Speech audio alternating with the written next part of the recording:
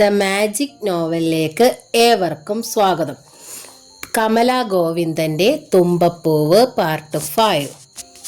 ജയക്കുട്ടൻ തന്നെ അകത്തു നിന്നൊരു വലിയ കെട്ടുമായി എത്തി. അത് ജയശങ്കറിൻ്റെ മുമ്പിൽ വെച്ച് അഴിച്ചു. കുറേ പാക്കറ്റുകൾ. അന്ന് ആ ദുർദിനത്തിൽ താനും കുട്ടനും ശ്രീകുട്ടിയും കൂടി എടുത്ത ജൗളിത്തരങ്ങൾ. ഒന്നും പാക്കറ്റ് പോലും തുറന്നു നോക്കിയിട്ടില്ല. ടാക്സിയിൽ വന്ന പാടെ വീടിനുള്ളിലേക്ക് പാഞ്ഞു കയറുകയായിരുന്നില്ലേ അന്നും. ടാക്സിക്കാരൻ തന്നെ ആരോ ഏൽപ്പിച്ചതാണ് ഈ പാക്കറ്റുകൾ. ആരോ അത് ഒരുമിച്ച് കൂട്ടി പൊതിഞ്ഞു കെട്ടി ഷെൽഫിന് മുകളിൽ വെച്ചു. പൊടി തട്ടിത്തൂകിയാണത് ജയക്കുട്ടൻ ഇപ്പോൾ എടുത്തത്. ശ്രീകുട്ടി ഒരിക്കൽ പോലും അതിൽ തൊട്ടിട്ട് പോലുമില്ല. അവളല്ലെങ്കിൽ ആ സംഭവത്തിൽ വീട്ടിൽ പിന്നീട് സ്കേർട്ടും ബ്ലൗസും ധരിക്കും. പുറത്തേക്ക് പോകുമ്പോൾ ഹാഫ് സാരിയും ചുറ്റും. മിഡി, ടോപ്പ്, ചുരിദാർ ഒന്നും ധരിക്കാറില്ല. അലമാര നിറയിരിക്കുന്ന ഡ്രസ്സുകളെ അവൾ ഇപ്പോൾ ശ്രദ്ധിക്കാറേയില്ല. ജയശങ്കർ ഒരു ബോക്സ് പാക്കറ്റ് തുറന്നു. അന്ന് ശ്രീകുട്ടി വാങ്ങിയ വിവാഹ സാരി, 6 ഇഞ്ച് വീതിയിൽ ജരികയുള്ള ചന്ദന നിറത്തിൻ്റെ കാശ്മീർ പട്ടുസാരി, പിന്നെ മഴവില്ലിൻ്റെ 7 നിറവും വരുന്ന 7 സാരികൾ. അനുബന്ധ ഡ്രസ്സുകൾ തനിക്കും കുട്ടനും ഉള്ളതുണ്ട്. അച്ഛനും അമ്മയ്ക്കും വാങ്ങിയതുണ്ട്.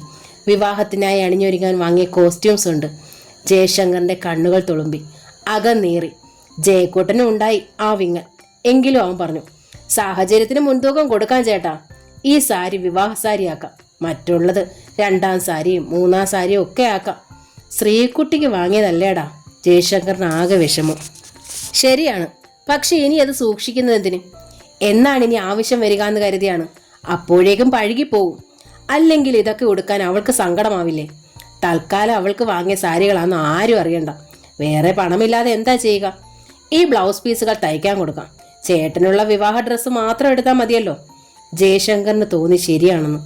ഇപ്പോഴത്തെ ആവശ്യം നടക്കുന്നതാണ് അപ്പോൾ പ്രധാനം, അല്ലാതെ മറ്റു വഴികളൊന്നുമില്ല. കുറേ പണം സംഘടിപ്പിക്കാമെന്ന് ജയക്കുട്ടൻ ഏറ്റു.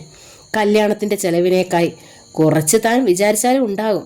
ഏതായാലും ആശ്വാസമായി. ജയശങ്കറിന് ശ്വാസം നേരെ വീണു. എങ്കിലും ഒരു വിഷമം. എവിടെയോ ഒരു കൊളുത്ത്. പെങ്ങൾക്ക് വാങ്ങി വെച്ചതൊക്കെ താൻ വിവാഹം ചെയ്ത പെണ്ണിന് കൊടുക്കാൻ തയ്യാറാകുന്നു. ശ്രീകുട്ടി എന്ത് കരുതുമടാ കുട്ടാ? ഒന്നും കരുതുകയില്ല. ചേട്ടൻ ധൈര്യമായി നീങ്ങിക്കോ. കാരണം ഷെൽഫിന്റെ പുറത്തിരിക്കുന്ന ഈ പാക്കറ്റുകൾ എനിക്ക് ചൂണ്ടിക്കാട്ടി തന്നതും ഈ നിർദ്ദേശം വെച്ചതും ശ്രീകുട്ടിയാ. എന്താ പോരെ? ജയക്കുട്ടൻ പറഞ്ഞു. അവൾ പാവം. ജയശങ്കർ സ്വയം പറഞ്ഞു. നമ്മൾ എന്തൊക്കെ കൊതിച്ചു, ആഗ്രഹിച്ചു, സ്വപ്നം കണ്ടു. ഇത്രയ്ക്ക് പാപിയായി പോയല്ലോ അവൾ. ഇറക്കവും കയറ്റവും സ്വാഭാവികമല്ലേ ചേട്ടാ? ജയക്കുട്ടൻ പറഞ്ഞു. ഇപ്പോൾ നമ്മുടെ സമയം മോശം. നമുക്കും വരും നല്ല സമയം. സംഭവിക്കുന്നതൊക്കെ നല്ലതിലേക്കാണെന്നുള്ള വാതായനമാണെന്ന് കരുതാനേ പറ്റൂ. നമ്മുടെ അച്ഛൻ അങ്ങനെ പറയുമായിരുന്നു. ജയശങ്കർ നിശബ്ദനായി. ഒടുവിൽ അവൻ വിളിച്ചു, ശ്രീകുട്ടി. ശ്രീകുട്ടി വന്നു. നിനക്കിഷ്ടമുള്ള സാരികൾ മാറ്റിവെച്ചോളൂ ഇതിൽ നിന്നും. വിവാഹത്തിൻ്റെ അന്ന് ഉടുക്കണ്ടേ? പിന്നെ എവിടെങ്കിലും പോകുമ്പോൾ. ജയശങ്കർ കടിച്ചു പിടിച്ചു പറഞ്ഞു. എവിടെ പോകാനാ വല്യേട്ടാ? ശ്രീകുട്ടി പതിയെ പറഞ്ഞു. അമ്പലത്തിലൊന്ന് പോകണം, അത്രേ വേണ്ടു. അതിന് ഇത്ര നല്ല സാരി എന്തിന്? അല്ലെങ്കിലും എനിക്കിത് ഉടുക്കാൻ അറിയില്ല. ചേട്ടത്തിയമ്മ വന്നിട്ട് പഠിക്കാം. എന്നിട്ട് അപ്പോൾ എടുത്തോളാം. കല്യാണത്തിൻ്റെ അന്ന് ഞാൻ ഹാഫ് സാരി തന്നെ ധരിച്ചോളാം, അതാ നല്ലത്. ഒരു പട്ടുപാവാടയും ബ്ലൗസിന് തുണിയും ഹാഫ് സാരിയും ജയശങ്കർ അവൾക്കായി വാങ്ങി. വിവാഹ ദിവസം അവൾ കൊടുക്കാൻ ആ വീട് ഒരുങ്ങുകയാണ്. ഒരു പുത്തൻ വധുവിനെ സ്വീകരിക്കാനായി. ജയശങ്കർ ഒരു കുടുംബനാഥനായിരിക്കുന്നു. നാളിതുവരെ ഒന്നിലും ശ്രദ്ധിക്കാതെ അച്ഛനും അമ്മയും പറയുന്നതനുസരിച്ച് ഓരോന്നും ചെയ്തു കഴിഞ്ഞിരുന്ന ജയശങ്കറിനിപ്പോൾ ഓരോന്നും സ്വയം തീരുമാനിച്ച് ചെയ്യേണ്ടതായി വന്നു. കാര്യങ്ങൾ കണ്ടറിഞ്ഞ് വേണ്ടതുപോലെ ചെയ്യാൻ ജനാർദ്ദനൻ സാറിനുണ്ടായിരുന്ന മിടുക്ക് ജയശങ്കറിനേക്കാൾ കൂടുതൽ കിട്ടിയിട്ടുള്ളത് ജയക്കുട്ടനാണ്. അതുകൊണ്ട് തന്നെ എന്ത് കാര്യവും ജയശങ്കർ അനിയനും കൂടി പറഞ്ഞിട്ടേ ചെയ്യൂ. ജയശങ്കറിന്റെ വിവാഹം അടുത്തു വന്നപ്പോൾ സഹപ്രവർത്തകർ ജയക്കുട്ടനെ കളിയാക്കി. ഇനി എന്നാ നിങ്ങളുടേത്? ചിത്രലേഖയെ ചൂണ്ടിക്കാട്ടിയാണ് ചോദ്യം. വഴി ക്ലിയർ ആയിക്കൊണ്ടിരിക്കുകയല്ലേ? ജൂനിയർ സൂപ്രണ്ട് ചെറിയാനാണ് ചോദിച്ചത്. ഏത് വഴിയാ ക്ലിയർ ആയത്? LD ക്ലർക്ക് ജോണി തിരി. ഒരു വലിയ വഴി ഇപ്പോഴും ക്ലിയർ ആകാതെ കിടക്കുകയല്ലേ സിസ്റ്റർ? ആ കുട്ടിക്കിപ്പോ പ്രപ്പോസൽ ഒന്നും വരുന്നില്ലേ ജയക്കുട്ടാ? അവൻ മിണ്ടിയില്ല. വിവാഹ വിളിവരെയായിട്ട് മാറിപ്പോയതല്ലേ, ഇനി ഇത്തിരി വൈകും. അത് പറഞ്ഞ് നിങ്ങൾ നീട്ടി വെക്കേണ്ട ജയക്കുട്ടാ. കാര്യം നടക്കട്ടെ അല്ലേ ചിത്രലേഖയെ? ഹെഡ് ക്ലാർക്ക് ഭദ്രൻ ചോദിച്ചു. പിന്നെ ഉറക്കെ ചിരിച്ചു. ചിത്രലേഖ വെറുതെ ചിരിച്ചു കാട്ടി. ഉച്ചയ്ക്ക് പക്ഷേ ലഞ്ച് സമയത്ത് ചിത്രലേഖ വിഷയം സീരിയസ് ആയിട്ട് എടുത്തിട്ടു. അവരൊക്കെ പലതും ചോദിച്ചിട്ടും കുട്ടേട്ടനൊന്നും പറഞ്ഞില്ലല്ലോ. എന്തു പറയാൻ? ജയക്കുട്ടൻ കൈ മലർത്തി. ഒന്നുമില്ലേ പറയാൻ? ചിത്രലേക്ക് ശുണ്ടി. ഇല്ലാതെ വരുമോ? പക്ഷെ പറയാം, സമയമാകട്ടെ. എന്നാ സമയമാവുക? ചിത്രലേഖ വിടാൻ ഭാവമായിരുന്നില്ല. അനിയത്തിയുടെ കല്യാണം, ചേട്ടന്റെ കല്യാണം, അങ്ങനെയൊക്കെ പറഞ്ഞ് 3-4 വർഷമായില്ലേ ഇപ്പോ. ഇനി എന്താ? എല്ലാം നടന്നു കഴിയേണ്ടുന്ന സമയമായി. പക്ഷെ ചിത്രയ്ക്കറിയാലോ സംഭവിച്ചതൊക്കെ. ജയക്കുട്ടൻ അന്നയും പറഞ്ഞു. എനിക്കറിയാം എന്ന് കരുതി എത്ര നാളാ കാത്തിരിക്കുക? അമ്മയും അച്ഛനും ആങ്ങളെയും ഒക്കെ വഴക്ക് പറയുന്നു. 2-1 അറിയണം എന്നൊക്കെ പറയാൻ തുടങ്ങിയിട്ട് കുറച്ച് ദിവസമായി. ഞാനൊന്നും ഇവിടെ പറഞ്ഞില്ലെന്നേ ഉള്ളൂ, കുട്ടേട്ടനെ വിഷമിപ്പിക്കണ്ടെന്ന് കരുതിയിട്ട്. പക്ഷെ എത്ര നാളായി ഇങ്ങനെ? 3 വർഷം, ജയക്കുട്ടൻ പറഞ്ഞു. 3 വർഷം? അതെന്താ? ചിത്രലേഖ അമ്പരന്നു. ജയക്കുട്ടൻ അവളിൽ നിന്ന് മറച്ചു വെച്ചിരുന്ന സത്യം തുറന്നു പറഞ്ഞു. എൻ്റെ ഈശ്വര, അവൾ ഞെട്ടിപ്പോയി. ഭയപ്പെട്ട് കഴിയുകയാണോ നിങ്ങൾ? അതേ ചിത്രേ, സത്യം. ഇതിലൊക്കെ വിശ്വാസമാണോ എന്ന് ചോദിച്ചാൽ എന്തു പറയാനാണ്? എനിക്കങ്ങനെ അന്ധമായ വിശ്വാസമില്ല, ചിത്രലേഖ പറഞ്ഞു. 3 വർഷം കഴിഞ്ഞു കുട്ടേട്ടൻ ജീവിച്ചിരിക്കുമോ എന്ന് കാത്തിരിക്കാനും വയ്യ. ഇത്തിരി നാളേക്കേ ജീവിക്കാൻ പറ്റുള്ളൂ എങ്കിൽ അത്രയും നാൾ. അതെനിക്ക് വേണം കുട്ടേട്ടാ. ജയക്കുട്ടൻ കുഴങ്ങി. നീ സത്യം പറഞ്ഞാൽ നിർബന്ധിക്കില്ലെന്ന് കരുതിയാണ് തുറന്നു പറഞ്ഞത്. പറഞ്ഞത് നന്നായി. അതുകൊണ്ട് ഉടനെ വേണം. എനിക്ക് കുട്ടേട്ടൻ്റെ കൂടെ ജീവിക്കണം. ഒന്നും വരില്ലെന്ന് എനിക്ക് ഉറപ്പുണ്ട്. ഞാനും ഈശ്വര വിശ്വാസിയാ.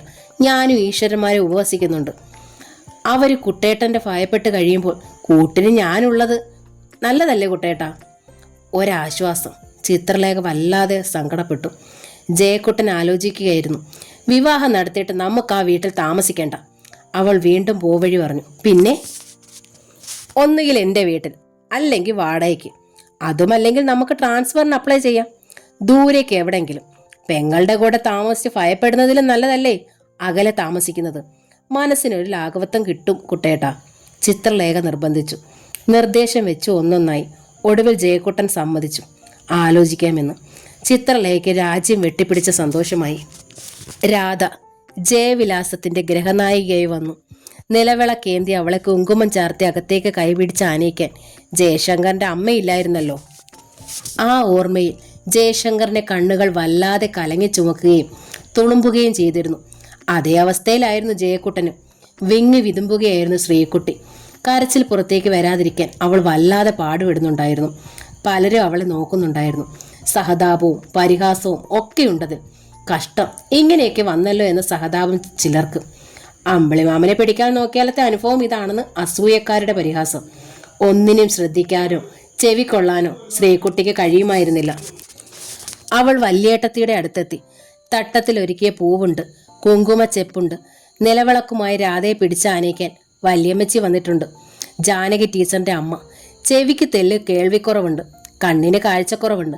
75 വയസ്സ് കഴിഞ്ഞിരിക്കുന്നു. ജാനകി ടീച്ചറിന്റെ 80 കഴിഞ്ഞ അച്ഛനും ജീവിച്ചിരിപ്പുണ്ട്. മൂത്ത മകളാണ് ജാനകി ടീച്ചർ. അനുജത്തിമാരും ആങ്ങളമാരും ഉണ്ട്. ഏറ്റവും ഇള ആങ്ങളയുടെ കൂടെയാണ് അച്ഛനും അമ്മയും താമസം. മകൾക്ക് പകരം നിലവിളക്കുമായി താൻ തന്നെ നിന്നപ്പോൾ 85 കഴിഞ്ഞ മീനാക്ഷിയമ്മയുടെ ചുളിവുകൾ വീണ കൺപോളകൾക്ക് കനമായി. കണ്ണീർപ്പാട ചൂടിയതിനാൽ രാധയുടെ മുഖം അവ്യക്തമായി. രാധ കണ്ടു കണ്ണീർ പൊടിഞ്ഞ ഒരുപാട് ജോഡി കണ്ണുകൾ. അവൾക്ക് വല്ലാത്ത അസ്വസ്ഥത തോന്നി. കണ്ണീരോടെ വധു എതിരേൽക്കപ്പെടുക. എങ്കിലും എല്ലാം അറിഞ്ഞിരുന്നത് കൊണ്ട് ആശങ്ക തോന്നിയില്ല. സ്വീകരിച്ച് മുറിയിലെടുത്തിട്ട് ശ്രീകുട്ടി ഫാനിട്ടു. ചേട്ടത്തിയമ്മ വിയർക്കാതിരിക്കാൻ മീനാക്ഷി അമ്മ അവളെ പിടിച്ച് രാധയ്ക്ക് മുമ്പിൽ നിർത്തി. ഇനി ഇവൾക്ക് നീയാ കുഞ്ഞെ, അമ്മയും ചേട്ടത്തിയും നാത്തൂനും ഒക്കെ. രാധ ശ്രീകുട്ടിയെ നോക്കി. അവളുടെ തുളുമ്പുന്ന കണ്ണുകളിൽ നോക്കി. എൻ്റെ കുട്ടിയുടെ തലവിധി. മീനാക്ഷി അമ്മ ശ്രീകുട്ടിയുടെ മുതുകിൽ തലോടി. ഇനി ആർക്കും ഇങ്ങനെ ഉണ്ടാകല്ല എൻ്റെ ഭഗവതിയെ. മീനാക്ഷി അമ്മ നെഞ്ചിൽ കൈവച്ചു. പുത്തൻ പെണ്ണിനെ കാണാൻ ആളുകൾ തിക്കിത്തിരക്കി വരെ അതിനിടയിൽ നിന്ന് ശ്രീകുട്ടി രക്ഷപ്പെട്ടു. പിന്നിലേക്ക് മാറിപ്പോന്നു. എന്തുകൊണ്ടെന്നറിയില്ല, ശ്രീകുട്ടിയുടെ മനസ്സ് വല്ലാതെ പിടച്ചു. കാരണം രാധയുടെ മുഖത്ത് ഒട്ടും തെളിച്ചമില്ലായിരുന്നു. വിവാഹ ദിവസം താൻ ഉടുക്കണമെന്ന് ആഗ്രഹിച്ചു വാങ്ങിയ ആ ചന്ദന പട്ടുസാരിയിൽ ചേട്ടത്തിയുടെ മുഖം ജ്വലിക്കേണ്ടതാണ്. പക്ഷെ ആ മുഖത്ത് വിവാഹം തീരുമാനിക്കും മുമ്പ് അച്ഛൻ്റെ അമ്മയുടെ ഏട്ടന്മാരുടെയും കൂടെ ചേട്ടത്തിയെ കാണാൻ താനും പോയതാണ്. അന്ന് എത്ര സന്തോഷവതിയായിരുന്നു. തന്നെ സ്നേഹം കൊണ്ട് വീർപ്പ് മുട്ടിച്ചു കളഞ്ഞു. ഡോക്ടർ കെട്ടാൻ പോകുന്ന പെണ്ണ് എന്ന പരിഗണനയും അത്ഭുതവും അവരിലുണ്ടായിരുന്നു. ഇപ്പോൾ ഒന്നുമില്ല. വല്യമ്മച്ചി അങ്ങനെ പറഞ്ഞിട്ട് പോലുമില്ല. അനുകമ്പയുടെ ഒരു നോട്ടം പോലും, സ്നേഹത്തിന്റെ കണിക പോലുമില്ല. ശ്രീകുട്ടി അത് വ്യക്തമായി അറിഞ്ഞു. അതവളെ വല്ലാതെ ഭയപ്പെടുത്തുകയും ചെയ്തു. രാത്രി, ജയശങ്കറിന്റെ ആദ്യ രാത്രിയാണ്. ആ വീടിനെക്കുറിച്ചും കഴിഞ്ഞു പോയ ദുരന്തങ്ങളെക്കുറിച്ചും ഒക്കെ അവന് ഭാര്യയോട് പറയാനുണ്ടായിരുന്നു. പ്രത്യേകിച്ച് വിവാഹം മുടങ്ങിയ പെങ്ങളെക്കുറിച്ച്.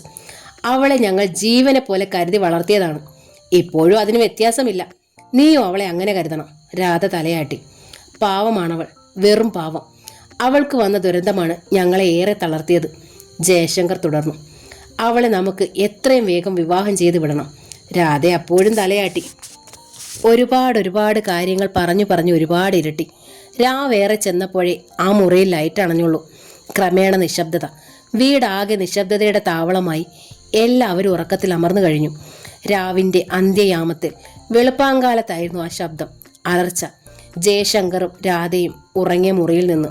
ആ ജയശങ്കർ ഞെട്ടി ഉണർന്നു. ലൈറ്റ് ഇട്ടു. അവൻ കണ്ടു, ബെഡിന്മേൽ കിടന്ന് കാലും കൈയിട്ട് അടിക്കുകയും കാറുകയും ചെയ്യുകയാണ് രാധ. അവൻ അവളെ തൊട്ടുകുലുക്കി വിളിച്ചു. രാധേ, രാധേ. അലർച്ച നിന്നു. രാധ ഞെട്ടി കണ്ണു മിഴിച്ചു. അവൾ വല്ലാതെ ഭയന്നിരുന്നു. വിയർപ്പിൽ കുളിച്ചിരുന്നു. എന്താ, എന്തു പറ്റി, എന്തുണ്ടായി? ജയശങ്കർ വല്ലാതെ പരിഭ്രമിച്ചു. രാധ വെള്ളമിരുന്ന ജാറിന്റെ നേരെ വിരൽ ചൂണ്ടിക്കാട്ടി. ജയശങ്കർ ജഗ്ഗിൽ വെള്ളമെടുത്ത് അവൾക്ക് നൽകി. 2 ഗ്ലാസ് വെള്ളം. രാധ മെല്ലെ ചുണ്ടനക്കി. ഒരു സ്വപ്നം കണ്ടു. ഓ, സ്വപ്നം കണ്ടു ഭയന്നതാണോ? ജയശങ്കറിന് ആശ്വാസമായി. ജയ, എടാ ചെറുക്കാ. പുറത്തു നിന്ന് വല്യമ്മച്ചിയുടെ സ്വരം. അവൻ വാതിൽ തുറന്നു. എന്നാടാ ചെറുക്കാ നിലോളി കേട്ടത്? അത് രാധ സ്വപ്നം കണ്ടതാ വല്യമ്മച്ചി. അത്രേ ഉള്ളൂ? നാമം ചൊല്ലിയിട്ട് കിടക്കാൻ പറയടാ. നാരായണ ജപിച്ച് മീനാക്ഷി അമ്മ അവരവരുടെ മുറിവാതിൽക്കൽ ഉത്കണ്ഠയോടെ നിന്നിരുന്ന ജയക്കുട്ടനോടും ശ്രീകുട്ടിയോടും വല്യമ്മച്ചി പറഞ്ഞു. അവൾ ഏതാണ്ട് സ്വപ്നം കണ്ടു എന്നോ മറ്റോ. ഈശ്വരനാമം ജപിക്കാണ്ട ഇപ്പോഴത്തെ പിള്ളേരുടെ കിടപ്പ് തന്നെ. ഇരുവരും ആശ്വാസത്തോടെ പിൻവലിഞ്ഞു. വല്യമ്മച്ചിയുടെ കൂടെയാണ് ശ്രീകുട്ടി കിടന്നത്. എത്രയോ നാളുകളായിട്ടൊരു കൂട്ട്. അമ്മ ഓർക്കാപ്പുറത്ത് പോയതിൽ പിന്നെ ശ്രീകുട്ടി ഓർത്തുപോയി. വല്യമ്മച്ചി പോയി കഴിഞ്ഞപ്പോൾ ജയശങ്കർ വാതിലടച്ച് രാധയുടെ അടുത്ത് വന്നിരുന്നു. രാധേ, അവൾ നോക്കി. വല്ലാതെ ഭയന്നു അല്ലേ? അവൾ തലയാട്ടി. അവളുടെ കൈ പിടിച്ച് ഉള്ളം കൈയിൽ വെച്ച് തലോടിക്കൊണ്ട് അവളോട് ചേർന്നിരുന്നവൻ ചോദിച്ചു. എന്തു സ്വപ്നമാ കണ്ടത്? രാധയുടെ മുഖത്തും വീണ്ടും ഭീതിയായി. പറയൂ, എന്തു സ്വപ്നമാണ് കണ്ടത്? അത് കഴുത്തിന് പിടിച്ച് ഞെക്കാൻ വന്നു. അല്ല, ഞെക്കി പിടിച്ചു. രാധ പറഞ്ഞു. കഴുത്തിന് പിടിച്ച് ഞെക്കിയോ? ആര്? ജയശങ്കർ അമ്പരന്നു. നിങ്ങളുടെ അമ്മ, മരിച്ചുപോയ അമ്മ. ജയശങ്കറിൽ ഒരു നടുക്കം. ഇത്രയും നാളായിട്ട് താനോ ജയക്കുട്ടനോ ശ്രീകുട്ടിയോ അങ്ങനെ ഒരു സ്വപ്നം കണ്ടിട്ടില്ല. ഇന്ന് വന്ന രാധ അമ്മയെ സ്വപ്നം കണ്ടു. അതും കഴുത്തിന് പിടിച്ച് ഞെക്കിയെന്ന്. അതിശയമാണല്ലോ. ഷേ, നിനക്കങ്ങനെ തോന്നിയതായിരിക്കും. നിന്നോട് അമ്മയ്ക്ക് എന്തിഷ്ടമായിരുന്നു. നിന്നെ കാണാൻ വന്നിട്ട് തിരികെ വന്ന് അമ്മ എന്തെല്ലാം പറഞ്ഞെന്നോ. നല്ല കുട്ടി, നല്ല സ്നേഹമുള്ള കുട്ടി, നിനക്ക് ചേരുമടാ ജയ എന്നൊക്കെ പറഞ്ഞു. ഞെക്കിക്കൊല്ലാൻ വരണമെങ്കിൽ ഇഷ്ടമില്ലാതാകണ്ടേ? രാധ പറഞ്ഞു. എന്റെ തോന്നലല്ല, ശരിക്കും എന്റെ കഴുത്തിൽ ഞെക്കി. എനിക്ക് വല്ലാതെ ശ്വാസം മുട്ടി. കഴുത്തിന് ഞെക്കിയെന്ന് ശ്വാസം മുട്ടിയെന്നൊക്കെ സ്വപ്നം കണ്ടതാന്നാ ഞാൻ പറഞ്ഞേ. അതാന്ന് തോന്നലെന്നും പറഞ്ഞത്. സാരമില്ല, പേടിക്കണ്ട, കിടന്നോളൂ. ദാ ഇങ്ങനെ എന്നെ കെട്ടിപ്പിടിച്ച്. ഇങ്ങനെ കിടന്നാൽ ആരും എൻ്റെ പെണ്ണിനെ പേടിപ്പിക്കാൻ വരില്ല, തീർച്ച. രാധ അവനോട് ചേർന്ന് കിടന്നു. അവൻ്റെ നെഞ്ചിൽ മുഖമണച്ച് അവൻ്റെ ഇടുപ്പിലൂടെ കൈയിട്ട് അവൻ അവളെ തലോടി. ഉമ്മ. രാധ ഒന്ന് നിശ്വസിച്ചു. ആശ്വാസത്തോടെ കണ്ണടച്ചു. പുലർച്ചെ വല്യമ്മച്ചി രാധയെ പിടികൂടി ചോദ്യമിട്ടു. രാധ ഉള്ള കാര്യങ്ങൾ പറഞ്ഞു. ആ, നീ പുതുപ്പെണ്ണല്ലേ, ചിലപ്പോ സത്യാകാൻ വഴിയുണ്ട് കുട്ടി. അവള് പൊന്നുപോലെ സൂക്ഷിച്ച വീടാ. നീ ഗ്രഹനായികയായി വന്നതല്ലേ. ജീവിച്ചിരിക്കണ പോലല്ല കുട്ടി മരിച്ച ആത്മാക്കളുടെ രീതി. ഇഷ്ടപ്പെട്ട് കാണത്തില്ല. പെടുമരണങ്ങളായിരുന്നില്ലേ നടന്നത്? അതും വെട്ടിയും കുത്തിയും ഒക്കെ. ആത്മാക്കൾ അലഞ്ഞു നടക്കുമായിരിക്കും. വല്ലോം ചെയ്ത് അമ്പലത്തിലൊക്കെ ഇരുത്തണം, അതാ വേണ്ടത്. വല്യമ്മച്ചി എന്തായി പറയുന്നേ? ചേച്ചിക്ക് പേടിയാകത്തില്ലേ? ആരാ ഇപ്പൊ ഇവിടെ അലഞ്ഞു നടക്കുന്നത്? ശ്രീകുട്ടി ചോദിച്ചു. ചുമ്മാ പറയാ ചേച്ചി, കാര്യാക്കണ്ട. രാധ പക്ഷെ വിളറി നിൽക്കുകയാണ്. കുട്ടി ഒരു കാര്യം ചെയ്തോളൂ. വെക്കം കൊളിച്ച് ജയനെയും കൂട്ടി അമ്പലത്തിലൊന്ന് ചെല്ലും. നല്ലോണം പ്രാർത്ഥിച്ച് വിവരം പറഞ്ഞ് ആ തിരുമേനിയോടൊരു നൂല് ജപിച്ച് അരയിൽ കെട്ടിക്കോ. പിന്നെ ആരും കഴുത്തിൽ ഞെക്കാൻ വരില്ല കുട്ടിയെ. കുട്ടി കുളിക്ക്. ജയമോനോട് ഞാൻ തന്നെ കാര്യം പറയാലോ. വല്യമ്മച്ചി ജയശങ്കറിനോട് കാര്യം പറയുക തന്നെ ചെയ്തു. അതൊക്കെ എന്തിനാ വല്യമ്മച്ചി? വെറും തോന്നലല്ലേ, സാരമില്ല, അവൻ പറഞ്ഞു. എടാ ചെക്ക, സാരമില്ലെന്നൊക്കെ തോന്നും, വല്യമ്മച്ചിയുണ്ടോ വിടുന്നു, അല്ലെങ്കിൽ തന്നെ ഇവിടെ അപ്പടി ദോഷം. ഒരു ചരട് ജപിച്ച് കെട്ടുന്നത് കൊണ്ട് എന്താടാ ചെയ്തം? ശരി ശരി, ജപിച്ച് കെട്ടാം. ജയശങ്കർ ഒടുവിൽ സമ്മതിച്ചു. അവൻ രാധയും കൂട്ടി ക്ഷേത്രത്തിൽ പോയി തൊഴുതു പ്രാർത്ഥിച്ചു. നൂല് ജപിച്ച് കൈമേ കെട്ടി. കൈമേലല്ല, അരയിൽ കെട്ടാനാ വല്യമ്മച്ചി പറഞ്ഞത്, രാധ പറഞ്ഞു. അത് വീട്ടിൽ ചെന്നിട്ട്. ഇവിടെ നിന്നിപ്പോൾ അരയിൽ കെട്ടാൻ പറ്റുമോ? ജയശങ്കർ ചോദിച്ചു. രാധ പുഞ്ചിരിച്ചു.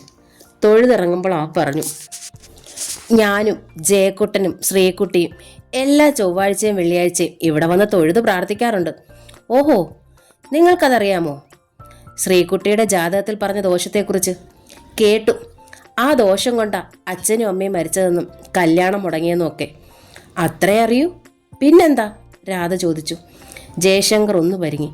എന്താ ജയേട്ടാ, എന്താന്ന് പറയൂ? രാധയ്ക്ക് വിഷമമായി. അല്ല, പ്രത്യേകിച്ചൊന്നുമില്ല. ശ്രീകുട്ടിയുടെ ജാതകത്തിലെ ദോഷം തീർന്നില്ല. 22 വയസ്സ് വരെ ഉണ്ടെന്ന് പറയുകയായിരുന്നു. എന്ത് ദോഷം?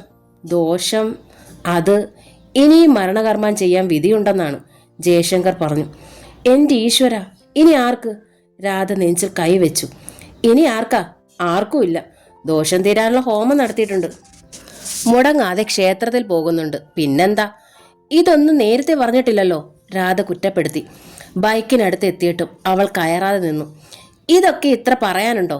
ജയശങ്കർ ലാഘവപ്പെടുത്താൻ നോക്കി. പിന്നെ ഇപ്പോൾ പറഞ്ഞ എന്തിന്? രാധയ്ക്ക് സ്വരം കല്ലിച്ചു. എന്തായാലും നീ അറിയണ്ടേ? മാത്രമല്ല, ഇനി മുതൽ നീ ഞങ്ങളോടൊപ്പം വരണം പ്രാർത്ഥിക്കാൻ. നിങ്ങൾ കരുതി കൂട്ടി ചതിക്കുകയായിരുന്നല്ലോ, പെട്ടെന്ന് രാധ ചോദിച്ചു. ജയശങ്കർ അമ്പരന്നു. നിങ്ങളെല്ലാവരും കൂടി എല്ലാം മറച്ചു വെച്ചു. മരണകർമ്മം ഇനി ആർക്കാ ചെയ്യേണ്ടി വരിക എന്ന് വെച്ചാ? എൻ്റെ ഭഗവാനെ, ഞാനിനി എന്ത് ചെയ്യും? എന്നെ വിധവയാക്കല്ലേ ദേവി. രാധ തിരിഞ്ഞു നിന്ന് തൊഴുതു. അവൾ കരയാൻ തുടങ്ങി. ജയശങ്കർ സ്തംഭിച്ചുപോയി. വിധവയാക്കല്ലേന്ന് പറയേണ്ടിയിരുന്നില്ല, അവൻ സ്വയം ശപിച്ചു. വീട്ടിൽ ചെന്ന പാടെ രാധ കയറി കിടപ്പായി, കരച്ചിലായി. ജയശങ്കർ എന്തു പറഞ്ഞിട്ടും അവളുടെ കണ്ണീർ തോർന്നില്ല, മുഖം തെളിഞ്ഞില്ല. അന്ന് രാത്രിയിൽ സ്വപ്നം കണ്ടു. അതിഭീകരമായി അലറിക്കൊണ്ട് രാധ ഞെട്ടി ഉണർന്നു. അവൾ വല്ലാതെ ഞെട്ടി വിറയ്ക്കുകയും വിയർക്കുകയും ചെയ്തു. പിറ്റേന്ന് രാവിലെ രാധ പ്രഖ്യാപിച്ചു, ഞാൻ ഇനി ഈ വീട്ടിൽ താമസിക്കത്തില്ല ഒരു നിമിഷം പോലും. എനിക്ക് എൻ്റെ വീട്ടിൽ പോകണം. എന്നെ എൻ്റെ വീട്ടിൽ കൊണ്ടാക്കണം. എനിക്ക് പോകണം. ആ വീടാകെ ഒരു സ്തംഭനാവസ്ഥയിലേക്ക് കൂപ്പുകുത്തുകയായിരുന്നു. വിവാഹം നടന്നതിൻ്റെ 3-ാം നാൾ പുത്തൻ പെണ്ണ് വീട്ടിലേക്ക് തിരിച്ചു പോവുക, പിന്നീട് വരാതിരിക്കുക. എന്താണ് സംഭവം? രാധയുടെ ഭാഗം ന്യായമാണ്. 2 രാത്രി അവൾ ആ വീട്ടിൽ കഴിഞ്ഞു. 2 രാത്രിയും ഭീകരങ്ങളായ സ്വപ്നങ്ങൾ. 3-ാമതൊരു രാത്രി കൂടി പരീക്ഷണത്തിന് വയ്യ. അത്രയ്ക്ക് അവൾ ഭയന്നു. ക്ഷേത്രത്തിൽ പോയി നൂല് ജപിച്ച് കെട്ടിയിട്ടും നിൽക്കാത്ത സ്വപ്നങ്ങളുണ്ടോ? രാധയ്ക്ക് പക്ഷേ അനുഭവം ഇതാണ്. പോരാത്തതിന് ജാതകദോഷം കൂടി അറിയുന്നത്. അടുപ്പിൽമേൽ നിന്ന് എരിതീയിലേക്ക് പോരെ. ജയശങ്കർ ആകെ തളർന്നു. അതിലേറെ തളർന്നതും സ്വയം ശപിച്ചതും ശ്രീകുട്ടിയാണ്. ഒരു പോംവഴി നിർദ്ദേശിക്കാനാവാതെ വല്യമ്മച്ചിയും തളർന്നു. ശ്രീകുട്ടി കാല് പിടിച്ചു. ചേച്ചി പോകല്ലേ, പോകല്ലേ ചേച്ചി. രാധ ശ്രീകുട്ടിയെ തുറിച്ചു നോക്കി. വിവാഹം കഴിച്ച് ഈ വീട്ടിൽ വരും മുമ്പ് തന്നെ രാധ വെറുത്ത വ്യക്തിയാണ് ശ്രീകുട്ടി. തനിക്ക് വേണ്ടി തൻ്റെ അച്ഛൻ പാടുപെട്ടുണ്ടാക്കിയ 50,000 രൂപ സ്ത്രീധനം മുൻകൂട്ടി വാങ്ങി ചെലവഴിച്ചത് ഇവളുടെ പേർക്കാണ്. താൻ വിലക്കിയതാണ് അച്ഛനോട്. വല്ലവളെയും കെട്ടിച്ചുവിടാൻ എൻ്റെ അച്ഛൻ പാടുപെട്ടുണ്ടാക്കിയ രൂപ കൊടുക്കണ്ട, കട്ടായം പറഞ്ഞതാണ് അച്ഛനോട്. ഞാൻ പണം ഇപ്പോഴവന് കൊടുക്കുന്നത് വല്ലവളുടെയും പേരിലല്ല, നിന്റെ പേരിലാണ്. സ്ത്രീധനമായി കൊടുക്കുന്ന ആ പണം അവൻ എന്തു ചെയ്യുന്നു എന്ന് ചോദിക്കാൻ നമുക്ക് ഇപ്പോൾ അവകാശമില്ല. പക്ഷേ അവൻ കാര്യം തുറന്നു പറഞ്ഞു കഴിഞ്ഞു. നമുക്ക് ഇഷ്ടമുണ്ടെങ്കിൽ കൊടുത്താൽ മതി, അച്ഛൻ പറഞ്ഞു. നമുക്ക് ഇഷ്ടമല്ലെന്ന് പറയച്ചാ, കല്യാണ സമയം അടുക്കുമ്പോൾ കൊടുത്താൽ മതി. അത് നീയല്ല നിശ്ചയിക്കുന്നത്, ഞാനാണ്. അച്ഛൻ ഗൗരവത്തിലായി. എന്തായാലും ഞാൻ കൊടുക്കുന്നത് മുൻകൂട്ടി കൊടുക്കുന്നു. എന്ന് കൊടുത്താലും അവർക്ക് ഇഷ്ടമുള്ളത് ചെയ്യും, പിന്നെന്താ? അച്ഛൻ ന്യായീകരിച്ചു. 100 പവനില്ലാതെ കെട്ടിച്ചാൽ അവളങ്ങ് പോകത്തില്ലയോ? ആ പെണ്ണ് പോകട്ടെടി, അതിൻ്റെ വിവാഹം കഴിഞ്ഞാൽ പിന്നെന്താടി പ്രശ്നം? ഇളയവൻ ജോലിക്കാരൻ പയ്യൻ, ജയശങ്കർ ആണെങ്കിലും മിടുക്കൻ പയ്യൻ. അവൻ കാശുണ്ടാക്കിക്കോളും. വീട്ടിലൊരു പെണ്ണ് ബാധ്യതയായി നിൽക്കുന്നതാണോ നല്ലത്, അതോ നേരത്തെ ആ ബാധ്യത തീർക്കുന്നതാണോ? അച്ഛൻ്റെ ചോദ്യം. ബാധ്യത തീർന്നോട്ടെ, അതിന് താൻ എന്ത് പിഴച്ചു? തൻ്റെ അച്ഛനുണ്ടാക്കിയ പണവും ആ ബാധ്യതയുമായി എന്തു ബന്ധം? താൻ അതൊക്കെ ചോദിച്ചതാണ്. പക്ഷെ അച്ഛൻ സമ്മതിച്ചില്ല, കൊടുത്തു. ഒടുവിൽ താനും മൗനം ദീക്ഷിച്ചു. അച്ഛൻ പറഞ്ഞതുപോലെ ആ ബാധ്യത അവിടെ നിൽക്കില്ലല്ലോ, തീരും. പക്ഷേ അനുഭവത്തിലോ? പണവുമില്ല, അത് കൊടുത്ത് വാങ്ങിയ ആഭരണങ്ങളുമില്ല. ബാധ്യതയോ? അതപ്പാടെ നിൽക്കുന്നു. അതും തീക്കട്ട പോലെ, തൊട്ടാൽ പൊള്ളുന്ന തരത്തിൽ. രാധയ്ക്ക് നിൽക്കുന്ന ഭൂമി പോലും പൊള്ളുന്നതായി തോന്നി. താൻ തന്നെ അപ്പാടെ ദഹിച്ചു പോകുന്നതായിട്ടാണ് ശ്രീകുട്ടിക്ക് തോന്നിയത്. താൻ മൂലം വല്യേട്ടൻ്റെ ജീവിതം തകരുന്നു. എന്താണ് ചെയ്യേണ്ടത്? എങ്ങോട്ടാണ് പോകേണ്ടത്? മനസ്സുമുട്ടി അവൾ സ്വയം ചോദിച്ചു. എനിക്ക് പോകാനൊരിടം എവിടെ? രാധയുടെ കടുംപിടുത്തത്തിന് ഒരു പോംവഴി കാണാനാകാതെ ജയശങ്കർ ആകെ വിഷമിച്ചു. അമ്പലത്തിൽ പ്രാർത്ഥനയും വഴിപാടും കഴിക്കുന്നുണ്ടെന്നും തിരുമേനിയെ കൊണ്ട് ഹോമവും ഒഴിവും ചെയ്യിച്ചിട്ടുണ്ടെന്നും ഇനി അത് മുടങ്ങാതെ ചെയ്താൽ ദോഷഫലം ഉണ്ടാകില്ലെന്നും ഒക്കെ പറഞ്ഞു നോക്കി. രാധയ്ക്ക് അതിലൊന്നും തന്നെ വിശ്വാസമില്ല. ഒന്നാമത് 2 രാത്രി സ്വപ്നം കണ്ടത്, രണ്ടാമത് ശ്രീകുട്ടിയുടെ ജാതക പ്രശ്നം, മൂന്നാമത് അവളോടുള്ള മാനസികമായ അകൽച്ച. ഇത് മൂന്നും മതി രാധയ്ക്ക് ആ വീട്ടിൽ ശ്വാസം മുട്ടാൻ. അവൾ തന്നെ പോംവഴി പറഞ്ഞു. ജയേട്ടൻ കൂടി എന്നോടൊപ്പം പോര്, നമുക്കവിടെ താമസിക്കാം. ജയശങ്കർ അമ്പരന്നു. സ്വന്തം വീട്ടിൽ നിന്നും അച്ചി വീട്ടിലേക്ക് കുടിയേറാൻ, അതും അനിയനെയും അനുജത്തിയും തനിച്ചാക്കിയിട്ട് ഇത്തരം ഒരു സാഹചര്യത്തിൽ. അല്ലെങ്കിൽ ഒരു വീട് വാടകയ്ക്ക് എടുക്ക്, നമുക്കവിടെ താമസിക്കാം. വാടകയ്ക്ക് സ്വന്തം വീട് ഉപേക്ഷിച്ചിട്ട് ജയശങ്കർ നടുങ്ങുക തന്നെ ചെയ്തു. രാധ കരച്ചിലാരംഭിച്ചു. ജയശങ്കറിന് നെഞ്ചു പൊരിഞ്ഞു. രാധ രാവിലെയും ഉച്ചയ്ക്കും ആഹാരം കഴിച്ചില്ല. ജയശങ്കർ സ്വയം തലയ്ക്കടിച്ചു. രാത്രിയായി. രാത്രി വെളുക്കുവോളം ഉറങ്ങാതെ കിടന്ന് രാധ കരഞ്ഞു. ഉറങ്ങാതിരുന്നത് കൊണ്ടാവാം അവൾ ഭീകര സ്വപ്നം കാണാതിരുന്നത്. പുലർച്ചെ അവൾ മുറിയിൽ നിന്ന് ഇറങ്ങിയില്ല. കരഞ്ഞു കലങ്ങിയ കണ്ണുകളും വീർത്ത മുഖങ്ങളുമായി ഒരേ കിടപ്പ് കടന്നു, സത്യാഗ്രഹം പോലെ. കെട്ടിക്കേറി ഇങ്ങോട്ട് വന്നതിൻ്റെ 3-ാം നാൾ രാധ കാട്ടുന്ന വാശിയും തൻ്റെയിടവും പൊറുക്കാനാവാത്തതാണെന്നാണ് വല്യമ്മച്ചിയുടെ അഭിപ്രായം. ഇത്രയ്ക്ക് അധിക പ്രസംഗം കൊള്ളത്തില്ല പെമ്പിള്ളാർക്ക്. കൊണ്ടുവിടടാ അവളെ അവളുടെ വീട്ടിൽ. ആ തന്തയോട് 2 വർത്താനം പറഞ്ഞിട്ട് വേണം പോരാൻ. വല്യമ്മച്ചിക്കും വാശിയായി. ജയശങ്കർ ഡ്രസ്സ് മാറ്റി ധരിച്ചു. രാധയും. ഇരുവരും പടിയിറങ്ങുമ്പോൾ അകത്ത് ശ്രീകുട്ടി വിങ്ങിപ്പൊട്ടിക്കരഞ്ഞു. കരച്ചിലിൻ്റെ ഒരു ചീള് തെറിച്ച് ജയശങ്കറിൻ്റെ ചെവിയിൽ പതിച്ചു. അവനും നൊന്തു. വിവാഹം നടത്തുമ്പോൾ അവൻ സന്തോഷവാനായിരുന്നു. രാധ തനിക്ക് ആശ്വാസമാകുമെന്നുള്ളൊരു വിശ്വാസമുണ്ടായിരുന്നു അവന്. അനിയത്തിക്ക് തൻ്റെ ഭാര്യ കൂട്ടും വഴികാട്ടിയും തണലും ആകുമെന്ന് കരുതി. പക്ഷേ ഒക്കെ തകർന്നു. 2 ദിവസം കൊണ്ട് വേണ്ടിയിരുന്നില്ല. 50,000 രൂപ എങ്ങനെയെങ്കിലും ഉണ്ടാക്കി കൊടുത്താൽ മതിയായിരുന്നു. വിവാഹം പിന്നെ നടത്താമായിരുന്നു. തനിക്ക് ആലോചനയില്ലാതായി പോയി. അതിലുമുപരി രാധ നഷ്ടപ്പെടൂ എന്ന ഭയവും ഉണ്ടായിരുന്നു എന്നതാണ് സത്യം. അവളെ അത്രയ്ക്ക് ഇഷ്ടപ്പെട്ടിരുന്നു. പക്ഷേ ഇയാൾ ഇത്രയ്ക്ക് ക്ഷേമറ്റ സ്നേഹമറ്റ സ്വഭാവക്കാരിയാണെന്ന് അറിഞ്ഞിരുന്നില്ല. തൻ്റെ വിവാഹത്തിന് വേണ്ടി വാങ്ങിയ ചന്ദന നിറമുള്ള പട്ടുസാരി ചുറ്റിയെടുത്ത് നീങ്ങുന്ന ചേട്ടത്തി അമ്മയെ ശ്രീകുട്ടി കണ്ടു. അവളുടെ കയ്യിലുള്ള ബ്രീഫ് കേസിൽ മഴവില്ലിൻ്റെ 7 നിറത്തിലുള്ള 7 സാരികളും ഉണ്ടായിരുന്നു എന്ന് ശ്രീകുട്ടി പിന്നീട് അറിഞ്ഞുള്ളൂ താനും. അവരിരുവരും പോയ പിന്നാലെ വല്യമ്മച്ചിയും പടിയിറങ്ങി. വിവാഹ ചടങ്ങിന് വേണ്ടി വന്നതാണ്. വല്യമ്മച്ചിക്ക് പോയേ തീരൂ. കാരണം വല്യപ്പച്ചൻ ജീവിച്ചിരിക്കുന്നു. 80 കഴിഞ്ഞ ആ വൃദ്ധൻ മഹാശുണ്ടിക്കാരനും വാശിക്കാരനുമായ 5 വയസ്സുകാരനേക്കാൾ കഷ്ടമാണ് എല്ലാം കൊണ്ടും. ഇത്തിരി പിഴച്ചെന്ന് കണ്ടാൽ വായിൽ വരുന്നതൊക്കെ വിളിച്ചു പറയും. കയ്യിൽ കിട്ടുന്നതൊക്കെ എടുത്തെറിയും. കണ്ണ് തെറ്റിയാൽ ഇറങ്ങി ഒരൊറ്റ പോക്കാണ്. ശരിയായി കണ്ണ് കാണാനും ചെവി കേൾക്കാനും പാടില്ലെന്ന് തന്നെയല്ല, നടക്കുമ്പോൾ നേരിയ വിറയലുമുണ്ട്. പുറപ്പെട്ടു പോകുന്ന വൃദ്ധൻ പടിക്കപ്പുറത്തോ ഇടവഴിയിലോ വീണ് കിടക്കും. ആൾക്കാർ ചുമന്ന് വീട്ടിനുള്ളിലാക്കും. വീണ്ടും ഇത് തന്നെ തനിയാവർത്തനം. മക്കൾക്കും മരുമക്കൾക്കും കൊച്ചുമക്കൾക്കും ഒക്കെ തിരക്ക്. വൃദ്ധൻ്റെ ശാഠ്യങ്ങൾക്കൊക്കെ നിൽക്കുന്നതും ഇഷ്ടപ്പെട്ട ആഹാരം ഉണ്ടാക്കുന്നതും ഇറങ്ങിപ്പോകാതെ നോക്കുന്നതും ഒക്കെ വല്യമ്മച്ചിയാണ്. ഭർത്താവിൻ്റെ മരുന്ന് നോക്കാൻ വല്യമ്മച്ചിക്കേ കഴിയൂ. അതുകൊണ്ട് വല്യമ്മച്ചി പോകാൻ ഇറങ്ങിയപ്പോൾ തടസ്സം പറയാതെ ജയക്കുട്ടൻ അവരെ കൊണ്ടുചെന്നാക്കി.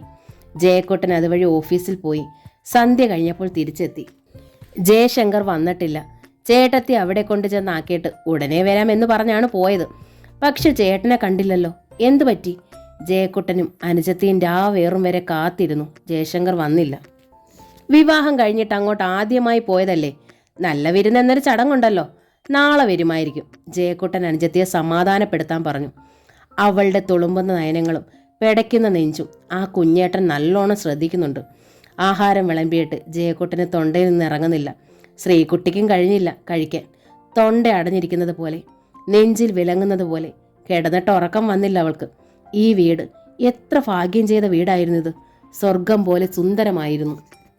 അച്ഛനും അമ്മയും 3 മക്കളും അന്യോന്യം ജീവനിലേക്കാൾ ഉപരി സ്നേഹിക്കുകയും മനസ്സിലാക്കുകയും ചെയ്ത 5 പേർ. ഒരേ തോണിയിൽ ഒരുപോലെ സഞ്ചരിച്ചവർ. പൊട്ടിച്ചിരിയും സംതൃപ്തിയും മാത്രം നിറഞ്ഞു നിന്നിരുന്ന ജീവിതം അമരമാണ് തകർന്നത്. അമരക്കാരും ഇപ്പോൾ ആടിയുലയുകയാണ്, പൊട്ടിത്തകരുകയാണ്, എല്ലാം നശിക്കുകയാണ്. എല്ലാം ശേഷിച്ചവരും ചിതറുകയാണോ? രാവിലെ ഉണർന്നപ്പോൾ ജയക്കുട്ടൻ തീർത്തും മൗനിയായിരുന്നു. ചേട്ടനും അനിയനും എന്നതിലുപരി ജയശങ്കറും ജയക്കുട്ടനും കൂട്ടുകാരായിരുന്നു. പരസ്പരം എല്ലാം അറിയുന്ന, മനസ്സിലാക്കുന്ന, സ്വയം മറക്കുന്ന സ്നേഹമായിരുന്നു. ജയശങ്കർ വരാതിരുന്നത് അവനെ സംബന്ധിച്ചിടത്തോളം വല്ലാത്ത ആശങ്ക ഉളവാക്കി. എന്താണ് വരാത്തത്? അവിടെ ചെന്ന് തീരുമാനങ്ങളിൽ എന്തെങ്കിലും പുതുതായി എടുത്തോ? രാവിലെ ശ്രീകുട്ടി ഉണ്ടാക്കി വെച്ച ആഹാരത്തിലേക്ക് നോക്കുക പോലും ചെയ്യാതെ അവൻ ഒരുങ്ങിയിറങ്ങി. വാതിൽക്കൽ ആ പോക്ക് നോക്കി ശീല പോലെ നിന്ന് ശ്രീകുട്ടി. അവളുടെ കണ്ണുകൾ ചോർന്നു, ഹൃദയം അതിശക്തമായി തേങ്ങി. എൻ്റെ ദൈവമേ! ഒറ്റയ്ക്ക് ആ വീടിനുള്ളിലിരുന്നവൾ നെഞ്ചുരുക്കി കരഞ്ഞു. അന്ന് വൈകുന്നേരവും ജയശങ്കർ വന്നില്ല. ജയക്കുട്ടൻ വന്നപ്പോൾ പറഞ്ഞു, വർക്ക്ഷോപ്പിലും വന്നിട്ടില്ല. ബൈക്കിൻ്റെ സ്വരം കേൾക്കുന്നുണ്ടോ എന്ന് കാതോർത്തു ഇരുവരും ഇരുന്നു. ജയശങ്കർ വന്നില്ല. 3-ാം ദിവസവും വന്നില്ല. അന്വേഷിച്ചു പോകണോ? ജയക്കുട്ടൻ സ്വയം ചോദിച്ചു. പിന്നെ വേണ്ടെന്ന് വെച്ചു. 4-ാം ദിവസം ജയശങ്കർ വന്നു, ഒറ്റയ്ക്ക്, കൂടെ രാധയില്ലാതെ. അവൾ വരില്ലെന്ന്. അതെന്താ? ജയക്കുട്ടൻ ചോദിച്ചു. അവൾക്കിവിടെ ഭയമാണത്രേ. എന്താ ഇത്ര ഭയപ്പെടാൻ? രാത്രിയിൽ ചീത്ത സ്വപ്നം കാണുന്നത് ഒന്ന്. ചേട്ടത്തിയുടെ തോന്നല, അല്ലാതെന്താ? ശരിയായിരിക്കും. പക്ഷെ ഇപ്പോൾ എന്താ ചെയ്യുക? അവൾ വരില്ലെന്ന് ഒരേ വാശി. പോരാഞ്ഞിട്ട് ശ്രീകുട്ടിയുടെ കാര്യവും. ചേട്ടൻ ഇത്ര പെട്ടെന്ന് പറയരുതായിരുന്നു, ജയക്കുട്ടൻ കുറ്റപ്പെടുത്തി. എന്നായാലും പറയണ്ടേ കുട്ടാ? പറയണ്ടെന്ന് പറഞ്ഞില്ലല്ലോ, പക്ഷെ പെട്ടെന്നായിപ്പോയി. വിവാഹത്തിന് മുമ്പ് പറയേണ്ടതായിരുന്നു. ജയശങ്കർ ഗൗരവത്തിലായി. പറഞ്ഞില്ല, കഴിഞ്ഞപ്പോഴെങ്കിലും പറയണം, അതാണ് മര്യാദ.